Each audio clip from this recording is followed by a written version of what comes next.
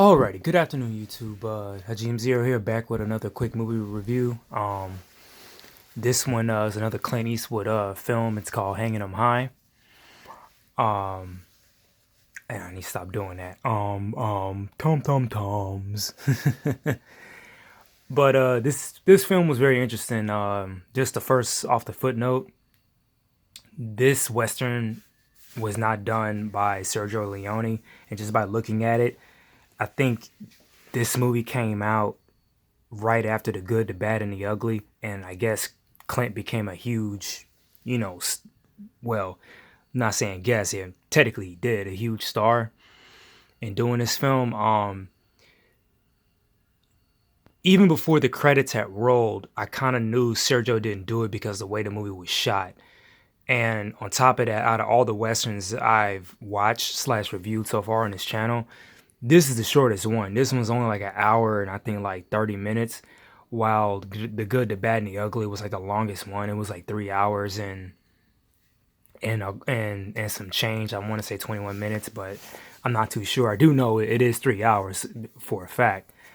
But it still had a very good, interesting story. The character that Clint plays in the beginning, he's rallying up cattle, and then apparently a posse rolls up and they hang him when they say that they were technically stolen, and you later find out that he did tell the truth. It's just that he didn't know that the person he bought it from, the guy was killed, and the killer had assumed the dude's identity and had sold him the cattle.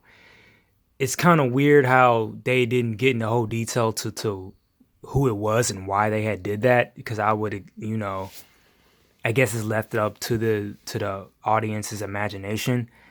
And pretty much this is the old west, so they showed a lot of executions, people getting killed, and ironically a little bit of injustice going on even amongst the Anglo-Saxons. So it was a scene. Well, before I get to that, they hang his character, but he doesn't end up dying. It's speculated ASAP that someone, they don't shoot the news, but they come over and they save him, and then they tell him all the detail. And come to find out that posse in the group, some of them are wanted men.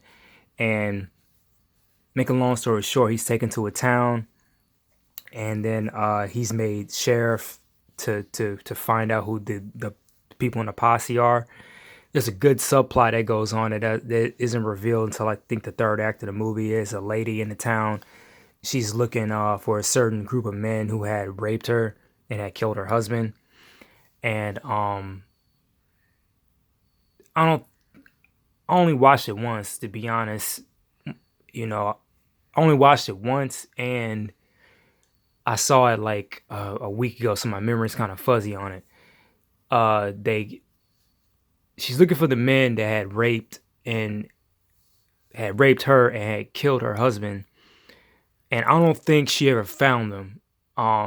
Even everyone in the posse didn't die, and the ending was very weird. It was ambiguous. Now that I think about it, it's like I was like really into it, and then there was some pieces missing, and then it just never got resolved. Now the West, like I said, is not a bad film. I'm not gonna bash it completely, because like I said, it has some interesting quirks about it. It just is it. The problem is that it had like plot threads, and all of them weren't resolved. And when it was resolved, it was a messed up one. Like I said, the public hangings of a group of Anglo-Saxons, and the character that Clint plays, he ends up excuse me, I hate yawning while I'm talking. That is so annoying. But he rounds up a posse of I think associates from the original, or who went to another posse, I believe, and found out that they were in the group that had hung him. Make a long story short, Clint doesn't want to kill these dudes. He's not even that aggressive. He doesn't really let them go, but he lets them ride on the horse while the main aggressor is tied up. And he just wants to take them to trial for thievery. Even the dude, and they were brothers, and both of them had really said that we didn't kill anyone, and I think Clint's character knew. The messed up part is that Clint didn't want them to get executed because they technically didn't do, that much of a bad crime. The only thing they did was steal a bunch of a herd. And I don't know how the laws worked back then. If you were killed for that punishment, I know in other, actually, I think about you weren't. You were just jailed.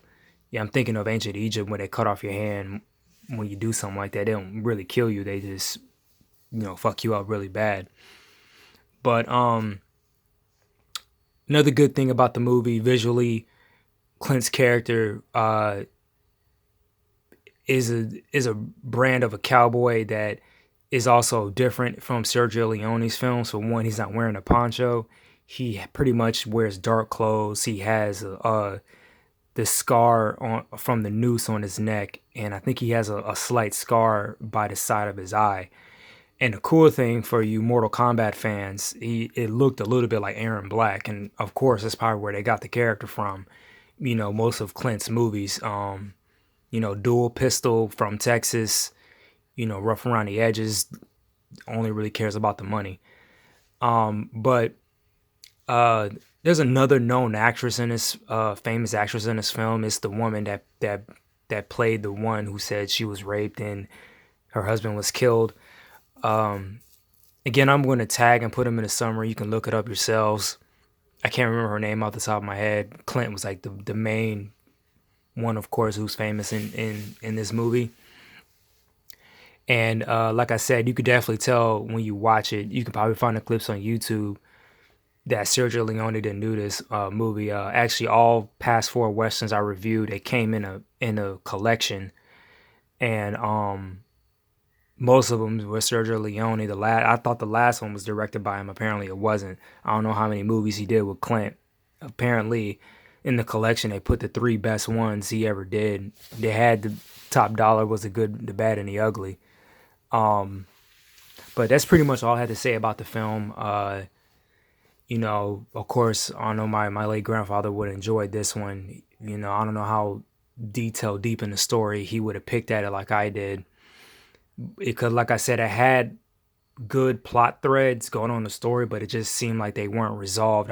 Like the writer just got lazy, didn't want to, conclude it.